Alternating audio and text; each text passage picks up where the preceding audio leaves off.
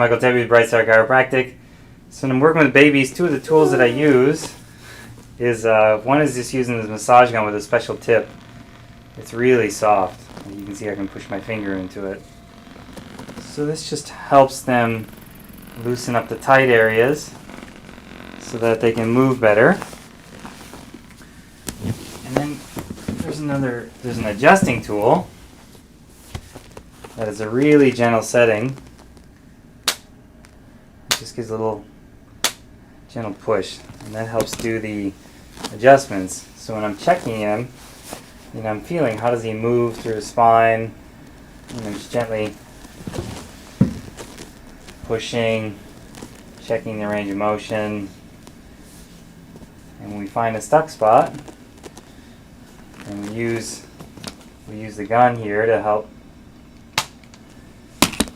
get some motion back in there, and then we recheck it.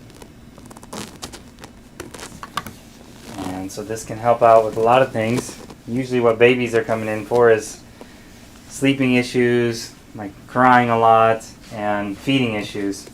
So it could be reflux, it could be having a difficulty latching when breastfeeding.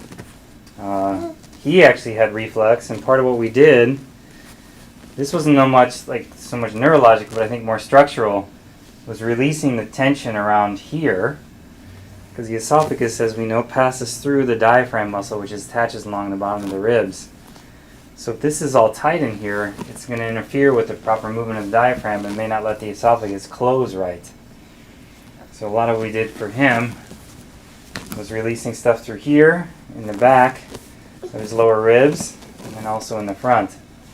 And that released a lot of the tension that he was holding in his lower rib cage, which helped him. Then he stopped spitting out pretty much right away after that. So there you have it.